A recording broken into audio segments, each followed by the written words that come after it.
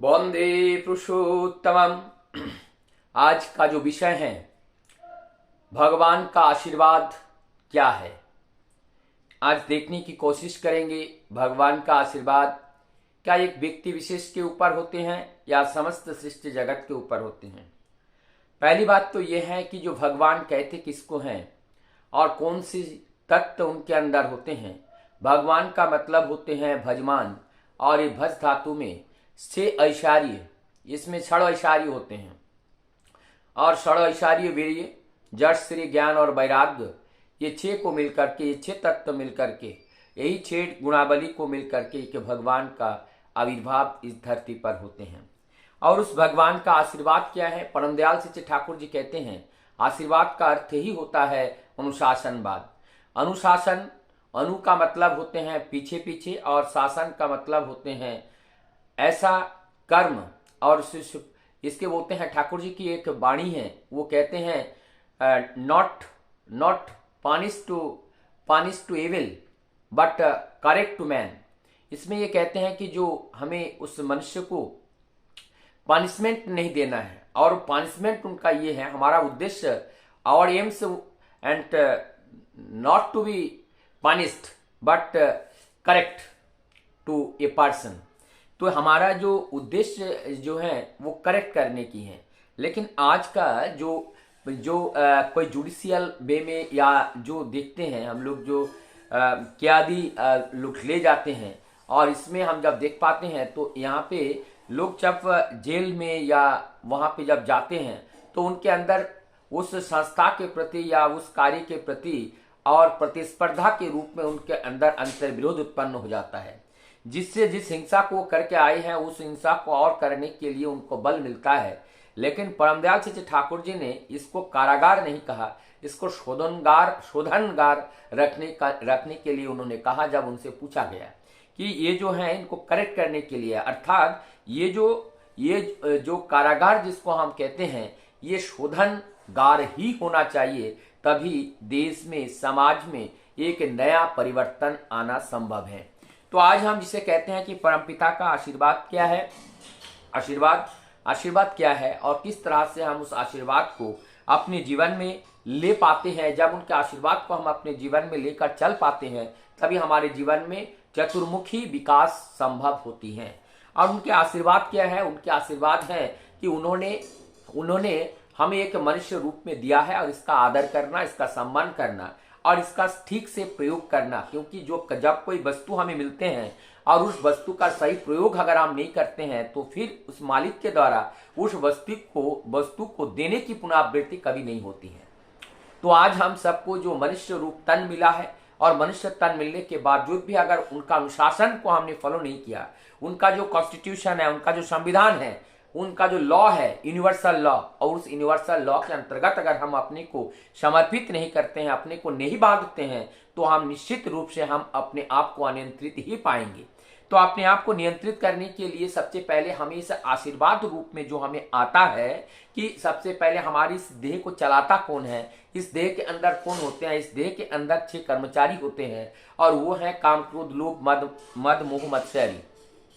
ये जो अहंकार, ये जो 6 हमारे अंदर जो वर्कर हैं, और इस 6 वर्कर को सही ढंग से संचालित करना।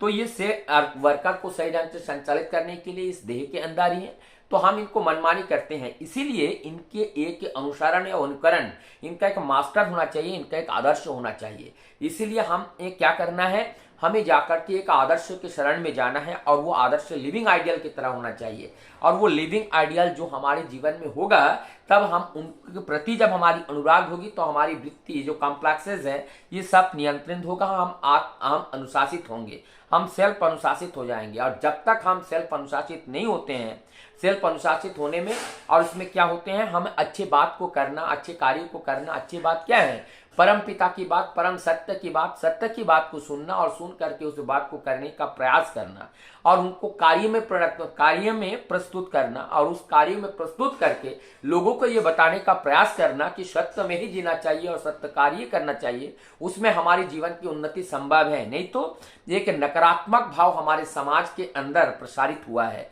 और वो नकारात्मक भाव क्या है, सभी लोग जानते हैं कि सही पथ पर चल करके हम अपने जीवन को निर्वाह नहीं कर सकते हैं। इस तरह का एक नकारात्मक जो विचार है लोगों के जीवन में वो प्रवेश कर चुका है। लेकिन परमदयाल सिंह ठाकुर जी कहते हैं और मैं कहता हूं, जिन लोगों ने सत्य को थोड़ा सा लेकर के चलने का प्रयास किया है उन्होंने अपने जीवन में अभूतपूर्व परिवर्तन अपने आप को पाया है।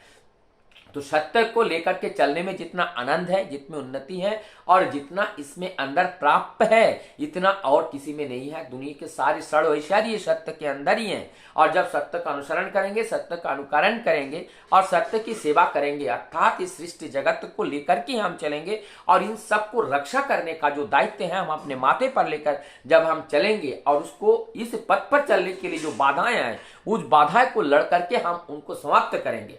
अर्थात सत्ता संवर्धन के पथ पर जो प्रतिकूलताएं आती हैं उस प्रतिकूलताओं को ध्वस्त करके अपने जीवन गति को आगे बढ़ाना, यही धर्म का पथ है और यही कर्म है। और यही कर्म करते हुए जब हम आगे बढ़ पाते हैं तो हम जीवन में विजय प्राप्त करते हैं और विजय पताका को हम गढ़ सकते हैं। तो हम सबको विजय पताका गाड़ना है और ये समय चल रहा है शक्ति का उपासना करना। माँ देवी का आविर्भाव इस शरद ऋतु में हुआ है, इसीलिए माँ ये शक्ति की आराधना की जाती है। उनके नव रूप में माँ का ये आराधना होता है और प्रत्येक दिन एक एक उस शक्ति का हम लोग आराधना करते हैं ताकि हम पूरा उस शक्ति की आराधना करते करते हम उसी में रूपांतरित हो जाएं, वो शक्ति सारे हमारे अंदर आ जाए और हम उसी माँ के साथ हम संयुक्त हो जाए, उस माँ के साथ हम मिल जाएं और उसी में आत्मसात हो जाएं। अर्थात जिस तरह से नदी नाले का पानी और सारे जगह का पानी आकर के महासमुद्र में विलीन हो जाते हैं, उसी प्रकार से शक्ति का उपासना करते करते हम भी अपने को उस महाशक्ति के साथ उन शक्ति के साथ लीन कर ले, तभी ही आनंद आएगी और तभी जीवन का वास्तविक उद्देश्य को हम समझ पाएंगे। तो ये था परम दयाल का जो आशीर्वाद, इस आशीर्वाद को माथे पर लेकर के जब हम लोग चलते हैं तो निश्चित रूप से हम विजय प्राप्त होते हैं। और केवल हम नहीं, हमारे साथ साथ हमारे परिवार, परिवेश और समाज और संपूर्ण राष्ट्र, संपूर्ण विश्व एक विजय उद्घोष की ओर अग्रसर होते हैं और एक विजय की और एक आनंद की और एक सुख और समृद्धि की ओर सब अग्रसर होते हैं। और इसी में ही परम दयाल के जो मुस्कान, परम दयाल के जो आनंद हम उनके चेहरे पर साफ साफ उनका ये जो झलक है, ये जो मन मुस्कुराहट का जो झलक है हम लोग देख पाते हैं और उनको खुश रखने के लिए, खुश रख पाने के पथ पर हम चलने की ये जो प्रयास है यह हमारा सफल होती है। वंदे पुरुषोत्तम।